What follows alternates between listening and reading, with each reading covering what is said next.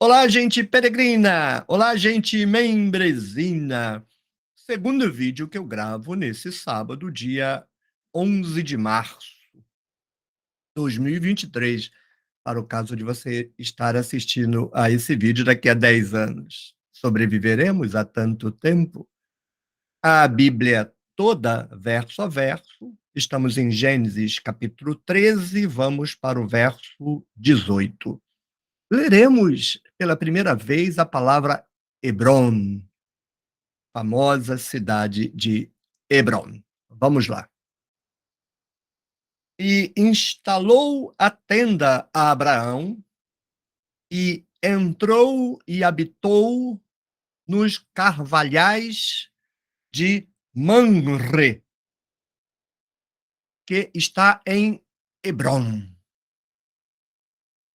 Se a gente quiser ler de fato, Hevron, Hevron, Hevron. Mas nós lemos, como está na Bíblia, Hebron, mas em hebraico é Hevron. E construiu lá um altar para Yahvé. Muito bem, muito bem. Já que a gente fuça bastante os textos bíblicos e a gente vai acumulando memórias e reflexões, eventualmente memórias equivocadas e reflexões não muito acertadas, mas é o risco de nos metermos onde chamados para tanto não fomos. Acho que a gente pode fazer duas observações, talvez três. A primeira é, pela segunda vez, em 2 capítulos, ouvimos falar de carvalhos. Lá ao norte, na região de Siquém e Betel, o carvalho de Moré. E agora, em Hebron, os carvalhais de Mamre, famosos, famosos, muito ouviremos falar desses carvalhais, porque é no plural, os carvalhos. Então, é um bosque de carvalhos.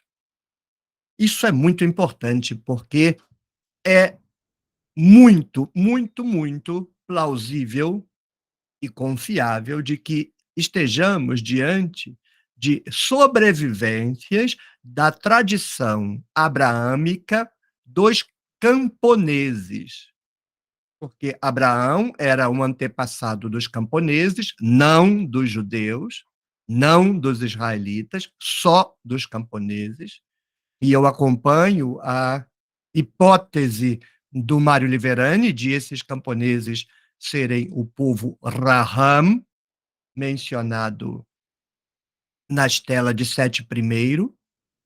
Então, os judeus, os judaítas, se apropriam desse personagem e vão inventar essas histórias que estamos lendo, porque essas histórias que estamos lendo não são verdadeiras, não são históricas, são todas ficções desenvolvidas pelo Templo de Jerusalém. Mas, nesse processo, algumas reminiscências sobreviveram. E eu apostaria os meus 2 braços, na verdade, a tese não é minha, ela se encontra na literatura, de que os carvalhais de Mamre são vestígios da tradição do culto agrário dos camponeses. Se você prestar atenção no livro de Oséias, que é um livro sacerdotal, não há um profeta Oséias, aquilo ali é uma construção ideológica do Templo de Jerusalém para cooptar a profecia. Não há nada de histórico em Oséias, nada, absolutamente nada, a não ser a denúncia crítica do profeta, entre aspas, contra o culto agrário. Lá você vai ler: ai de todo homem que se deita debaixo de toda árvore frondosa. Você já viu um carvalho? Há árvore mais frondosa do que um carvalho, e onde quer que Abraão chegue, há carvalhos por perto. Logo, me parece que é uma tentativa do Templo de Jerusalém de cooptar os carvalhos do culto agrário para a tradição ortodoxa do Templo de Jerusalém, já que não podia simplesmente fazer desaparecer os carvalhos da tradição abraâmica.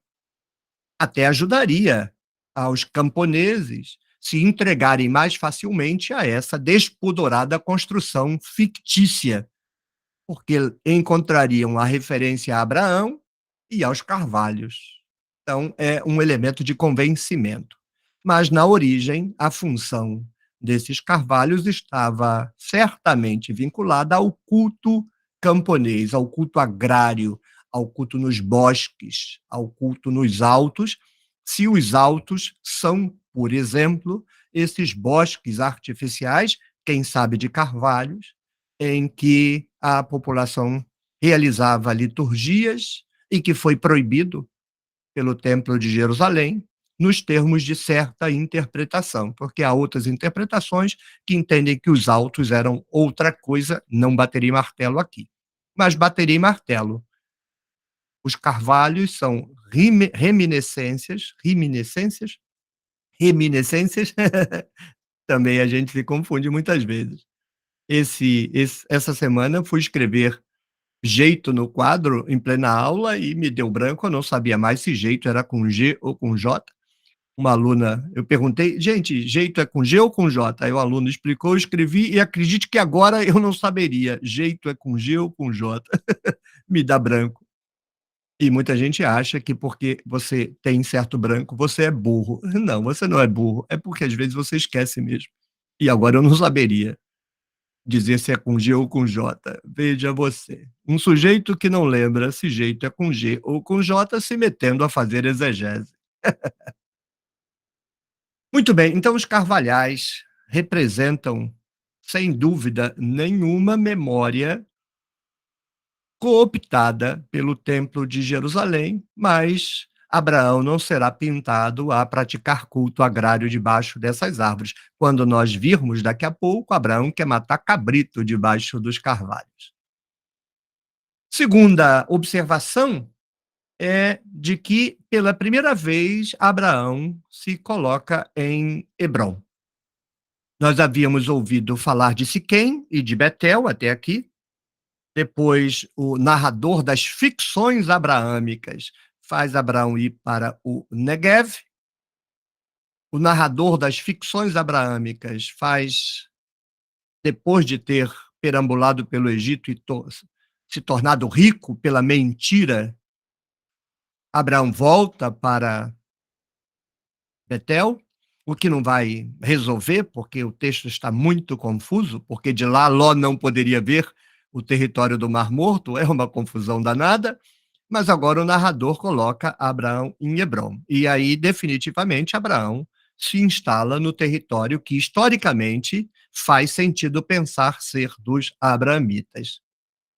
Nesse território, nós pisamos em terreno muito movediço, muito frágil.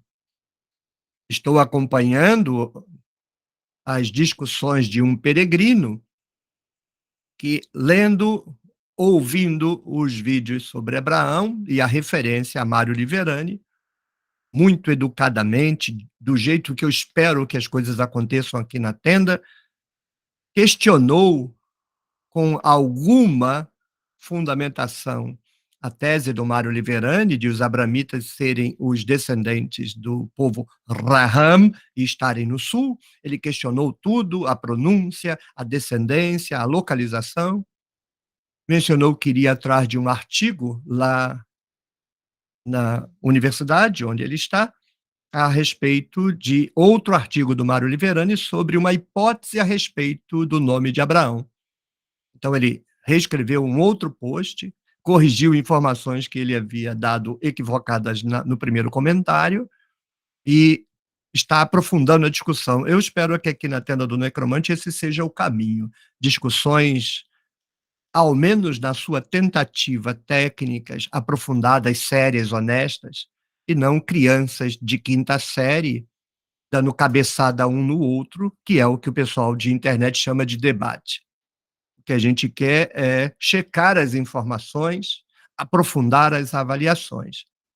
Então, nesse território movediço em que aceito a tese de Mário Liverani de que os abramitas são um povo Raham e Abraão é o seu antepassado, eles se movem no sul. De qualquer forma, se a tese do Liverani se mostrar caduca no futuro, a construção exegética torna incontornável situar quem quer que fosse que apelasse por Abraão, e não são os israelitas, não são os judaítas, para isso não se depende de Mário Liverani, está no sul. Por isso, Abraão será, depois de mijar no muro de Siquém e Betel, a dizer: Abraão esteve no território de Israel, agora ele vai assentar em Hebrom. E com Hebrom estamos, agora sim, no tradicional território de Abraão. Não que Abraão tenha sido um personagem real, mas o contingente populacional que apelava por um ancestral, conhecido inclusive daqueles que não apelavam por esse ancestral. Leiam Ezequiel 33, 24.